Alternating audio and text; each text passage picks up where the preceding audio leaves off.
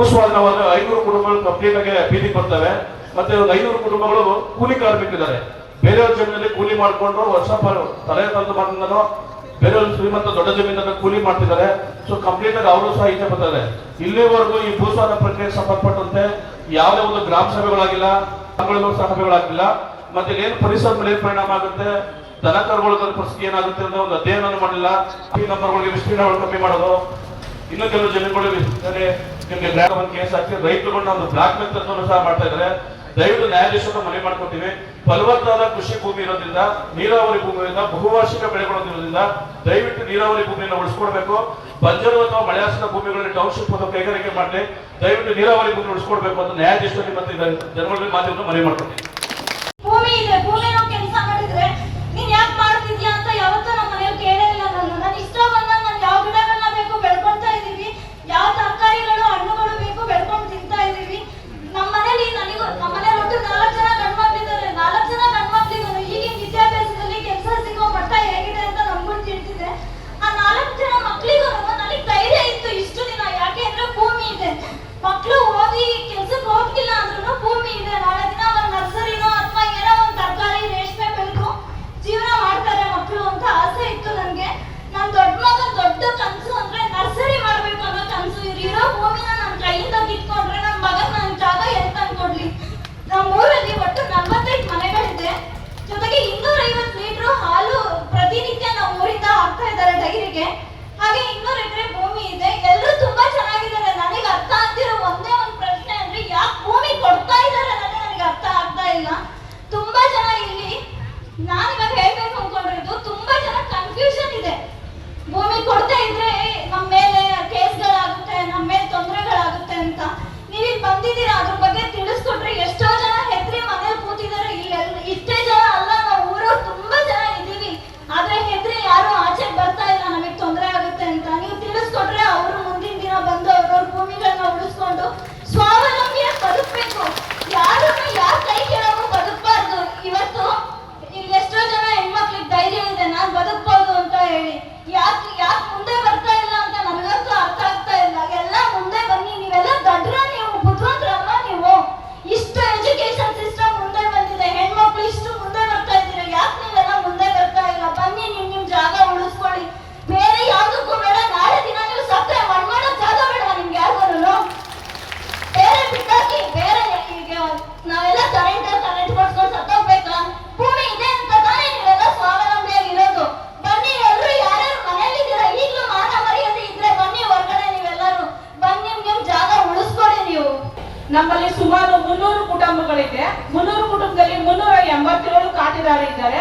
ಅದರಲ್ಲಿ ಕೇವಲ 7 ಖಾತೆದಾರರು ಮಾತ್ರ ಭೂ ಸ್ವಾಧೀನ ಬೇಕು ಅಂತ ಭೂ ಪರ ಇರೋರು, 380 ಜನ ಬೇಡ ಅಂತ ಇರೋರು.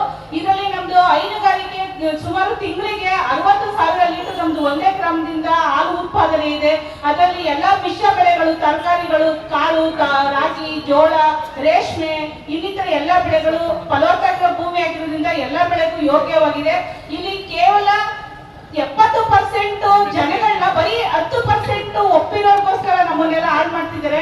ದಯವಿಟ್ಟು ಇಲ್ಲಿ ಕೂಲಿ ಕಾರ್ಮಿಕರು ಕೂಡ ಹೆಚ್ಚಾಗಿದ್ದಾರೆ. ಆಮೇಲೆ 70% ಜನಗಳು ಎಲ್ಲ ಅರ್ಧ ಎಕರೆ 1 ಎಕರೆ ಅದೇ ಸಣ್ಣ ಭೂ ಹಿಡುವಳಿದಾರರಾಗಿರೋದ್ರಿಂದ ಜಮೀನು ಇರೋದು ಜಾಸ್ತಿ ಇರೋರು 10% ಬದುಕೋರ್ಗೋಸ್ಕರ ನಮ್ಮ ಈ ಸಣ್ಣ ರೈತರನ್ನ ಹಾಳು ಮಾಡಕ್ಕೆ ನಿಂತಿದ್ದಾರೆ. ದಯವಿಟ್ಟು ನಾವು ಕೇಳ್ಕೊಳ್ಳೋದು, ಈ ವೇದಿಕೆ ಮೇಲೆ ನಮ್ಮ ಈ ಸಣ್ಣ ರೈತರನ್ನ ಬದುಕಿಸ್ಕೊಡಿ. ನಮ್ಮ ಬನಿಗಿರಿ ನಮ್ಮ ಸರ್ವೆ ಗ್ರಾಮಕ್ಕೆ 4 ಗ್ರಾಮ ಸೇರ್ತವೆ. 180 ಮನೆ ಗಂಟ ಇದೆ. ಅದರಲ್ಲಿ ನಮ್ಮ ಬನಿಗಿರಿ ಗ್ರಾಮಕ್ಕೆ ಒಂದು 300 ಎಕರೆ ತನಕ ಭೂಮಿ ಬರುತ್ತೆ. 300 ಎಕರೆ ಭೂಮಿನಲ್ಲಿ ನಮ್ಮ ಗ್ರಾಮದಲ್ಲಿ ಒಂದು 4 ಮನೆಯವರು ಒಂದು ನನ್ನ ಪ್ರಕಾರ ಒಂದು 30 ಎಕರೆ ಗಂಟಲು ಅವರು ಕೊಡ್ಬೋದೇನೋ ಅಂತ ಒಂದು ಅಪ್ರಾಕ್ಸಿಮೇಟ್ ಮೇಲೆ. ಆದ್ರೆ ಅವರು ಹಿಂದೆ ಮುಂದೆ ಸೆಳೀತಾ ಇದ್ದಾರೆ. ಕೊಡೋದಾ ಬೇಡವಾ, ಇರೋದಾ ಬೇಡವಾ, ಕೊಡೋದಾ ಬೇಡವಾ ಅಂತ ಹೇಳಿ ಹಿಂದೆ ಮುಂದೆ ಸೆಳೀತಾ ಇದ್ದಾರೆ. 1-2 ಮನೆಯವರು ಕನ್ಫರ್ಮ್ ಆಗಿ ನಾವು ಕೊಡ್ತೀವಿ ಅಂತ ಇದ್ದಾರೆ. ಒಂದು 15-20 ಎಕರೆ ಅವರು ಕೊಡ್ತೀವಿ ಅಂತ ಹೇಳ್ತಿದ್ದಾರೆ. ಎಲ್ಲರೂ ನಮ್ಮ ಗ್ರಾಮದಲ್ಲಿ ವ್ಯವಸಾಯವನ್ನೇ ಅವಲಂಬಿಸ್ಕೊಂಡಿದ್ದಾರೆ. ರೇಷ್ಮೆ ಬೆಳೀತಾರೆ, ಬೇಬಿ ಕಾರ್ನ್ ಬೆಳೀತಾರೆ, ಹೈನುಗಾರಿಕೆ ಮಾಡ್ತಾರೆ. ಆದ್ರಿಂದ ನಮ್ಮಲ್ಲಿ ಎಲ್ಲಾ ರೈತರು, ಎಲ್ಲಾ ಜನಾಂಗದ ರೈತರು ಇದ್ದಾರೆ. ಜಾಸ್ತಿ ಒಂದು 80% ವ್ಯವಸಾಯವನ್ನೇ ಅವಲಂಬಿಸ್ಕೊಂಡಿದ್ದಾರೆ ಅಂತ ಹೇಳಿ ಒಂದು ಸಭೆಯಲ್ಲಿ ಹೇಳಿಕ್ಕೆ ಇಷ್ಟಪಡ್ತೀನಿ. ನಮಸ್ಕಾರ. ವೇದಿಕೆ ಮೇಲೆ ಮುಖ್ಯಸ್ಥರು ಜಗದೀಶ್ ಮತ್ತು ಪ್ರಕಾಶ್ ಕುಮಾರ್ ಅವರಿಗೆ ನಮಸ್ಕಾರ. ಏನಿ ಬೈಮಂಗಲ ಮತ್ತು ಕಂಚನಹಳ್ಳಿ ಗ್ರಾಮ ಪಂಚಾಯತಿ ವ್ಯಾಪ್ತಿಯ ಕಳೆದ ಮಾರ್ಚ್ 12ನೇ ತಾರೀಕು 2025 ಪ್ರಾಥಮಿಕ ಅಧಿಸೂಚನೆ ಆಯಿತು. ಈ ಪ್ರಾಥಮಿಕ ಅಧಿಸೂಚನೆಯ 30 ದಿನದಿಂದ ನಾವು ಸುಮಾರು 3,500 ರೈತರು ಹೆಚ್ಚು ಜನ ಆಕ್ಷೇಪಣೆ 30 ಅವಶ್ಯಕತೆ ನಮ್ಮೆಲ್ಲ ಆಕ್ಷೇಪಣೆಗಳು ತಳ್ಳಿ ಹಾಕಿದ್ದೀವಿ ಅಂತ ನಮ್ಮ ಎಲ್ಲ ಅಬ್ಜೆಕ್ಷನ್ಸ್ ತಳ್ಳಾಕಿದ್ದಾರೆ. ಜೊತೆಗೆ ಅಲ್ಲಿಂದ ಅಧಿಕಾರಿಗಳಿಗೆ 2 ಬಾರಿ 3 ಬಾರಿ ಸಭೆಗಳು ಮಾಡಿ ನಾವು ಮನವಿ ಪತ್ರ ಕೊಟ್ಟು ಇಲ್ಲಿವರೆಗೂ ಸರ್ಕಾರದ ಪ್ರತಿನಿಧಿಗಳಾಗಲಿ ಜನಪ್ರತಿನಿಧಿಗಳಾಗಲಿ ಅಥವಾ ಸಂಬಂಧಪಟ್ಟ ಅಧಿಕಾರಿಗಳಾಗಲಿ ಜಿಲ್ಲಾಡಳಿತವಾಗಲಿ ರೈತನ ಒಂದೇ 22,000 60 ಲಕ್ಷ ಲೀಟರ್ ಹಾಲು ಉತ್ಪಾದನೆ ಆಗ್ತಾ ಇದೆ.